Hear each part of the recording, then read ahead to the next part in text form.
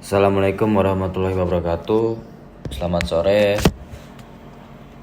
teman-teman sekalian yang berbahagia. Pertama-tama marilah kita panjatkan puji syukur kepada Allah Subhanahu wa taala karena telah memberikan rahmat kesehatan dan keselamatan sehingga kita dapat berkumpul di Google Meet hari ini. Adapun tema materi yang akan kami bahas adalah pengertian atau definisi dan unsur-unsur pembentuk hukum adat. Pertama, perkenalkan, nama saya Ova Danendra yang bertugas sebagai moderator pada hari ini. Saya akan membimbing jalannya diskusi ini dan ada pun juga anggota-anggota kelompok saya. Yang pertama Andika Ardiansyah dan yang kedua Emilia Putri dan yang ketiga Sergio Akbar, yang kelima Dinda Destri Aryani, dan yang keenam Niko Ananda Saputra. Sedangkan ada 4 rangkaian acara yang akan kita lewati adalah yang pertama sesi pembukaan, yang kedua sesi penyampaian dan penyajian materi, dan yang ketiga sesi tanya jawab, dan sesi keempat sesi penutup. Baik teman-teman, langsung aja kita mulai ke sesi yang pertama adalah pembukaan. Marilah kita mengucapkan basmalah bersama-sama, dan selanjutnya penyajian dan penyampaian materi. Saya persilahkan untuk Andika Ardiansyah untuk membacakan materi yang pertama.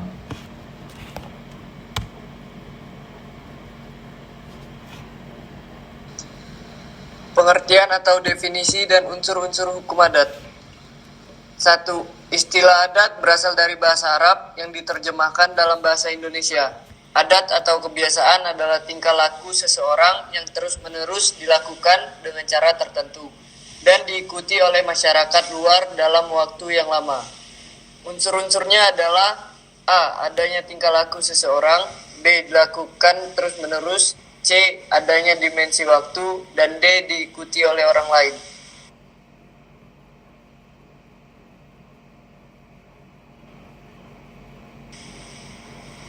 Pengertian hukum adat.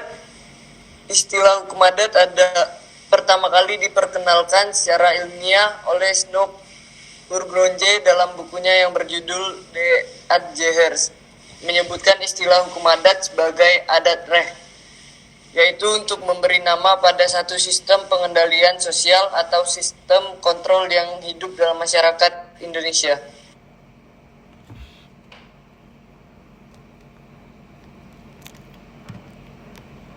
Baik, dan yang kedua, materi yang kedua akan disampaikan oleh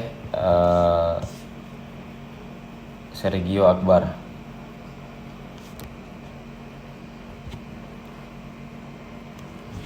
Oke.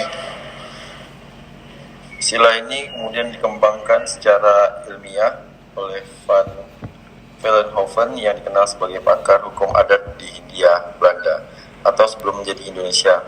Hukum adat adalah aturan yang tidak tertulis dan merupakan pedoman untuk sebagian besar orang-orang Indonesia yang dipertahankan dalam pergaulan hidup sehari-hari di kota maupun di desa. Hukum adat dalam berbagai macam pendapat para sarjana hukum, yaitu 1. Sukanto mengatakan bahwa hukum adat itu merupakan kompleks adat yang kebanyakan tidak dibukukan atau tidak dikodifikasikan dan bersifat paksa, mempunyai sanksi atau akibat hukum. 2.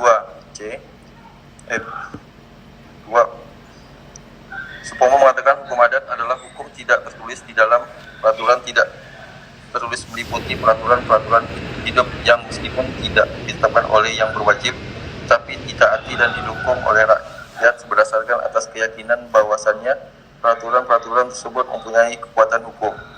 3.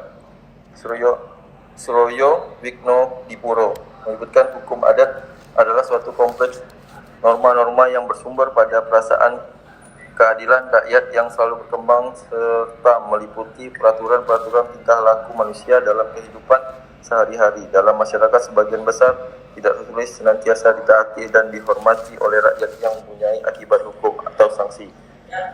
4.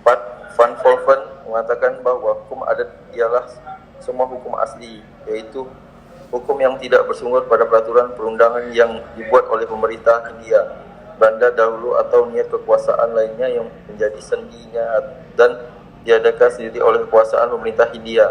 5. Hazir menyebutkan hukum adat adalah endapan kesusilaan dalam masyarakat, yaitu kaidah-kaidah kesusilaan yang sebenarnya telah mendapat pengakuan umum dalam masyarakat itu.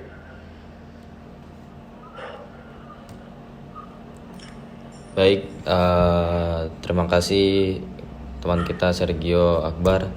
Materi yang ketiga akan disampaikan kepada Emilia Putri, dipersilakan.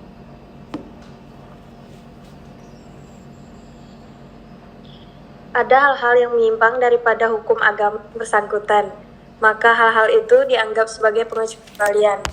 Namun teori ini dikritik beberapa sarjana, yaitu yang pertama, Van Vollenhoven menyatakan teori reception in commixu ini sebenarnya bertentangan dengan kenyataan dalam masyarakat, karena hukum adat terdiri atas hukum asli atau Melayu Polensia, dengan ditambah dari ketentuan-ketentuan dari hukum agama. Kemudian yang kedua, Snok Urgunye menyatakan ia menentang dengan keras terhadap teori ini dengan mengatakan bahwa tidak semua hukum agama diterima dalam hukum adat. Hukum agama hanya memberikan pengaruh pada kehidupan manusia yang bersifat sangat pribadi yang erat kaitannya dengan kepercayaan dan hidup batin. Bagian-bagian ini adalah hukum keluarga, hukum perkawinan, dan hukum waris. Baik, terima kasih Emilia Putri. Materi keempat akan disampaikan oleh Dinda Destri Aryani. Dinda Destri Aryani, dipersilakan. Ciri-ciri hukum adat adalah A. Tidak tertulis dalam bentuk perundang-undangan dan tidak dikodifikasi. B. Tidak disusun secara sistematis. C. Tidak dihimpun dalam bentuk kitab perundangan. D. Tidak teratur. E. Keputusannya tidak memakai konsideran atau pertimbangan. F. Pasal-pasal aturannya tidak sistematis dan tidak mempunyai penjelasan. Materi selanjutnya akan saya bacakan sendiri. Sorjo Wigjodi Poiro. Esa, hukum adat memiliki dua unsur, yakni unsur kenyataan dan unsur psikologis. Yang pertama, unsur kenyataan, bahwa adat itu dalam keadaan yang sama selalu diindahkan oleh masyarakat hukum adat tersebut. Dan yang kedua, unsur psikologi. Unsur psikologi terdapat keyakinan pada rakyat. Menurut mereka, adat yang dimaksud memiliki kekuatan hukum. Kedua unsur inilah yang menimbulkan adanya kewajiban opinion juris necessitatis. Selanjutnya oleh Terhar dikatakan bahwa untuk melihat apakah adat istiadat itu merupakan hukum adat, maka kita wajib melihat sikap penguasa masyarakat hukum yang bersangkutan terhadap si pelanggar peraturan adat istiadat. Kalau penguasa menjatuhkan hukuman kepada si pelanggar, maka adat istiadat itu sudah merupakan hukum adat. Baik teman-teman, sesi penyampaian dan penyajian materi sudah selesai. Mari kita berlanjut kepada sesi tanya jawab.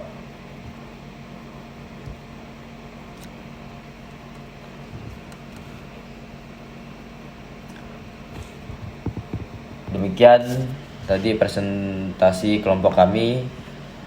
Mari kita ucapkan alhamdulillah, dan saya sebagai moderator mohon maaf atas kekurangan dan terima kasih untuk perhatiannya.